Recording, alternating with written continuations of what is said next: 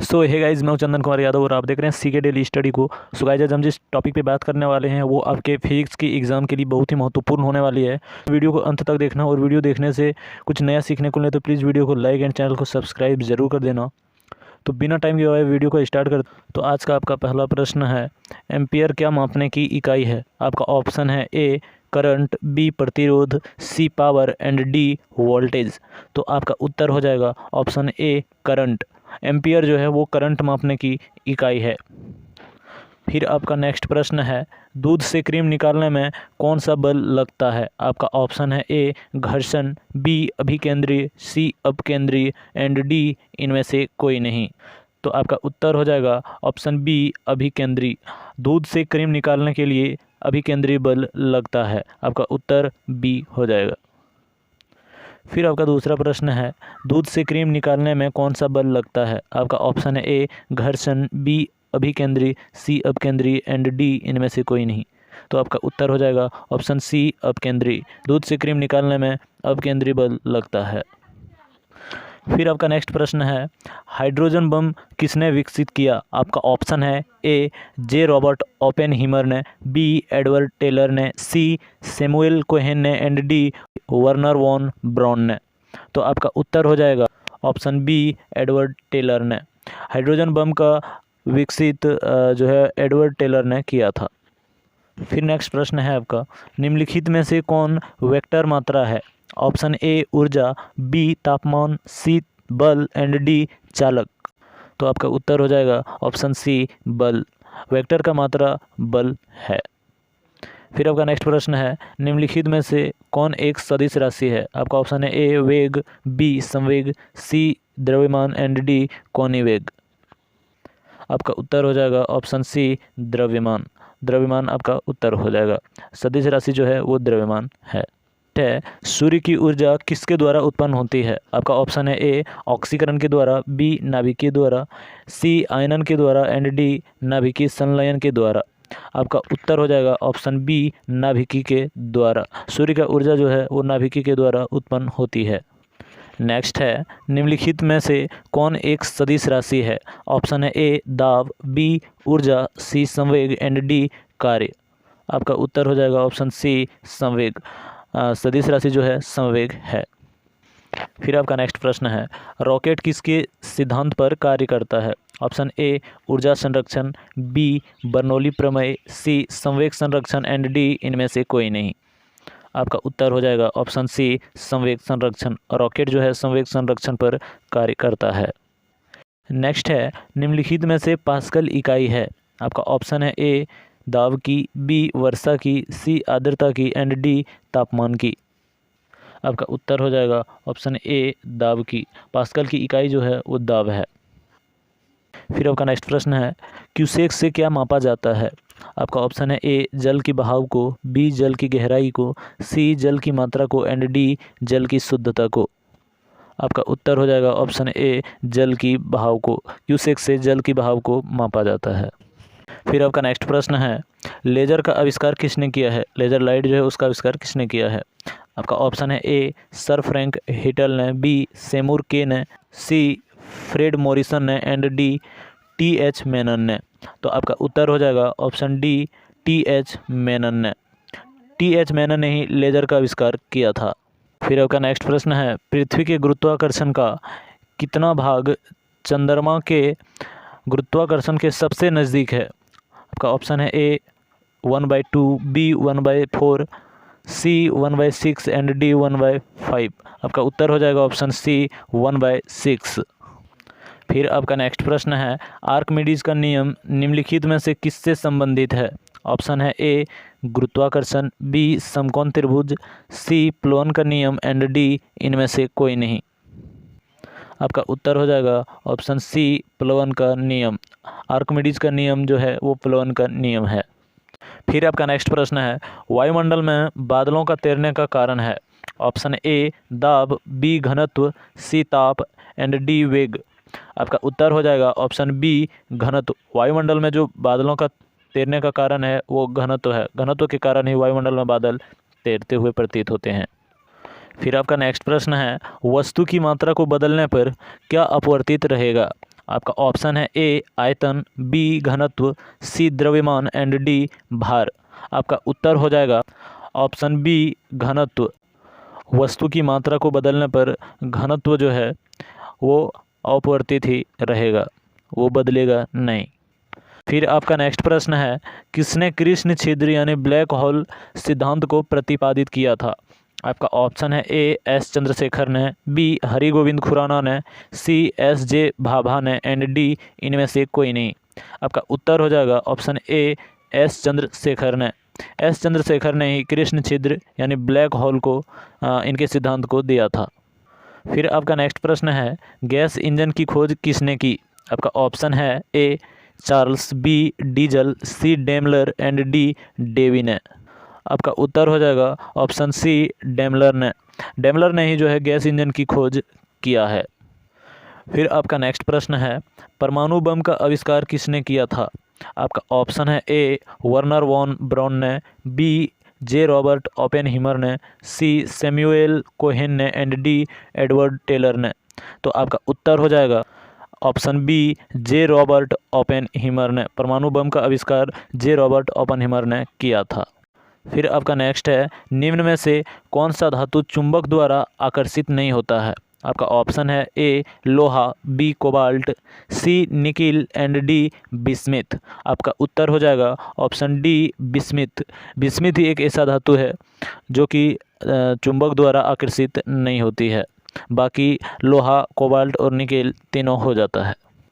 फिर आपका next 20वां number प्रश्न है, प्रत्यावर्ती धारा को दिष्ट धारा में किसके द्वारा बदला जाता है? आपका ऑप्शन है ए ट्रांसफार्मर द्वारा, बी दिष्टकारी द्वारा, सी दोलक द्वारा एंड डी डायनेमो द्वारा। आपका उत्तर हो जाएगा ऑप्शन बी दिष्टकारी द्वारा, जिसे हम इन्वर्टर भी कहते हैं। फिर आपका नेक्स्ट प्रश्न है, आकाश तरंग किस प्रकार की तरंग है? आपका ऑप्शन है अनुदैर्ध्य तरंग, बी अनुप्रस्थ तरंग, सी उपर्युक्त दोनों एंड डी इनमें से कोई नहीं। आपका उत्तर हो जाएगा ऑप्शन बी अनुप्रस्थ तरंग। प्रकाश की तरंग जो है वो अनुप्रस्थ तरंग है। फिर आपका नेक्स्ट प्रश्न है, सोनार अधिकांशतः प्रयोग में लाया जाता है। आपका ऑप्शन है ए अंतरिक्ष यात्रियों द्वारा, बी नौ संचालकों द्वारा, सी इंजीनियरों द्वारा एंड डी डॉक्टरों द्वारा। आपका उत्तर हो जाएगा ऑप्शन बी नौ संचालकों द्वारा। फिर आपका नेक्स्ट प्रश्न है, अशुद्धियों के कारण द्रव का क्वथनांक ज्यों का त्यों रहता है, बी बढ़ जाता है, सी घट जाता है एंड डी इससे कोई संबंध नहीं है। आपका उत्तर हो जाएगा ऑप्शन बी बढ़ जाता है। अशुद्धियों के कारण जो है द्रव का क्वथनांक बढ़ जाता है। फिर आपका नेक्स्ट प्रश्न है, कमरे को किसके द्वारा ठंडा किया जा सकता है? आपका ऑप्शन है ए रसोई गैस से, बी ठोस को पिघलाने से, सी संपीड़ित गैस को छोड़ने से एंड डी पानी को भरने से। आपका उत्तर हो जाएगा ऑप्शन सी संपीड़ित गैस को छोड़ने से। कमरे को ठंडा करने के लिए संपीड़ित गैस को छोड़ा जाता है। फिर आपका नेक्स्ट प्रश्न है, प्रकाश का वेग सर्वप्रथम किसने ज्ञात किया? आपका ऑप्शन है ए गैलीलियो ने, बी माइकलसन ने, सी रोमर ने एंड डी न्यूटन ने। आपका उत्तर हो जाएगा ऑप्शन सी रोमर ने। रोमर ने ही प्रकाश के वेग को सर्वप्रथम ज्ञात किया था। फिर आपका नेक्स्ट प्रश्न है, माध्यम के तापमान में वृद्धि के साथ प्रकाश की गति क्या होती है? आपका ऑप्शन है ए बढ़ती है, बी सहारा गिर जाती है, सी ज्यों का त्यों रहता है एंड डी घटती है। आपका उत्तर हो जाएगा ऑप्शन सी ज्यों का त्यों रहता है। फिर आपका नेक्स्ट प्रश्न है, सूर्य ग्रहण के समय कौन सा सूर्य का भाग दिखता है? आपका ऑप्शन है ए वर्णमंडल, बी किरीट, सी प्रभामंडल एंड डी इनमें से कोई नहीं। आपका उत्तर हो जाएगा ऑप्शन बी किरीट। अगर हम बात करें किरीट किसे कहते हैं, तो सूर्य के परे भाग को हम किरीट कहते हैं, किरीट। फिर आपका नेक्स्ट प्रश्न है, मृग तृष्णा बनने का कारण है? आपका ऑप्शन है ए पूर्ण आंतरिक परावर्तन, बी अपवर्तन, सी परावर्तन एंड डी विसरण। आपका उत्तर हो जाएगा ऑप्शन ए पूर्ण आंतरिक परावर्तन। पूर्ण आंतरिक परावर्तन के कारण मृग तृष्णा बनती है। फिर आपका नेक्स्ट है, किस गुण धर्म के कारण पानी से भरे बर्तन में डुबाई गई छड़ी मुड़ी हुई प्रतीत होती है? आपका ऑप्शन है ए प्रकीर्णन, बी उत्प्लावन, सी अपवर्तन एंड डी परावर्तन। आपका उत्तर हो जाएगा ऑप्शन सी अपवर्तन के कारण। अपवर्तन के कारण ही पानी से भरे बर्तन में डुबाई गई छड़ी मुड़ी हुई प्रतीत होती है।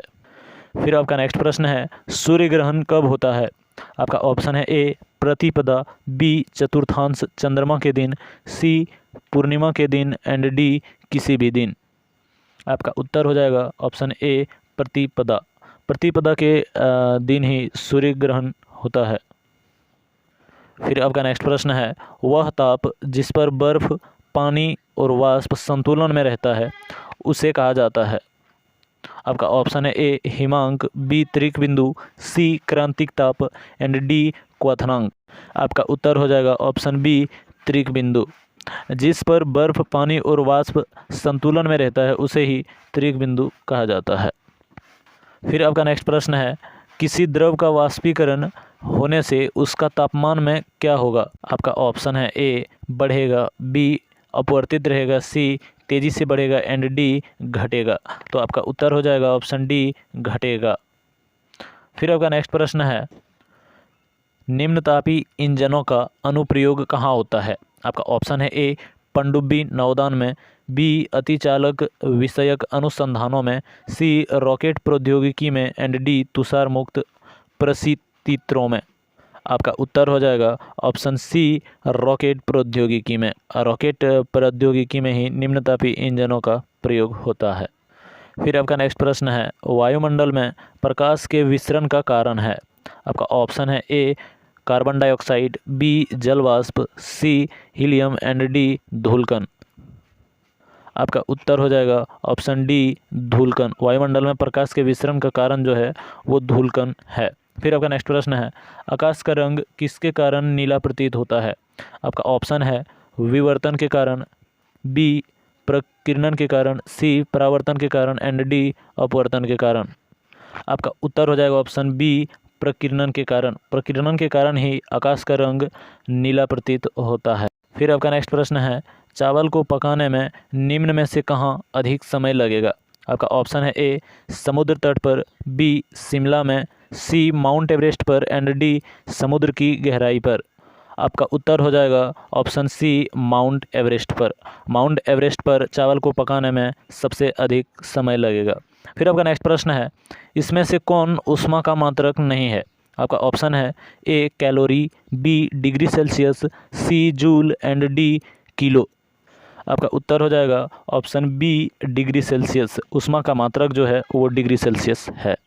फिर आपका नेक्स्ट प्रश्न है निम्नलिखित में से किसकी इकाई न्यूटन इकाई नहीं है? आपका ऑप्शन है ए बल, बी ऊर्जा, सी कार्य एंड डी गतिज ऊर्जा। आपका उत्तर हो जाएगा ऑप्शन ए बल। न्यूटन की इकाई जो है वो बल नहीं है। फिर आपका नेक्स्ट प्रश्न है वॉशिंग मशीन में कार्य का सिद्धांत है? आपका ऑप्शन है ए उपकेंद्रन, बी विसरण, सी अपकेंद्रन एंड डी अपोहन। आपका उत्तर हो जाएगा ऑप्शन सी अपकेंद्रन। अपकेंद्रन जो है वॉशिंग मशीन में कार्य का सिद्धांत है।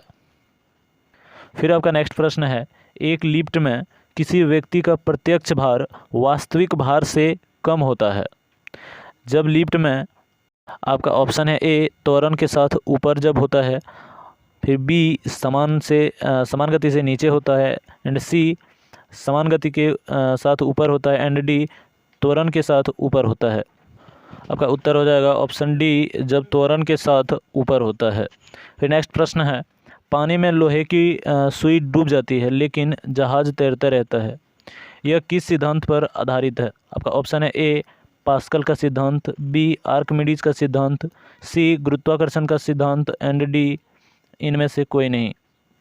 आपका उत्तर हो जाएगा ऑप्शन बी आर्किमिडीज का सिद्धांत पर। फिर आपका नेक्स्ट प्रश्न है पानी के एक गिलास में बर्फ़ का टुकड़ा तैर रहा है, जब बर्फ़ पिघलता है तो पानी के स्तर पर क्या प्रभाव पड़ेगा? आपका ऑप्शन है ए पहले से बढ़ेगा, बी पहले से घटेगा, सी पहले के जैसा ही रहेगा एंड डी इनमें से कोई नहीं। आपका उत्तर हो जाएगा ऑप्शन सी पहले के जैसा ही रहेगा।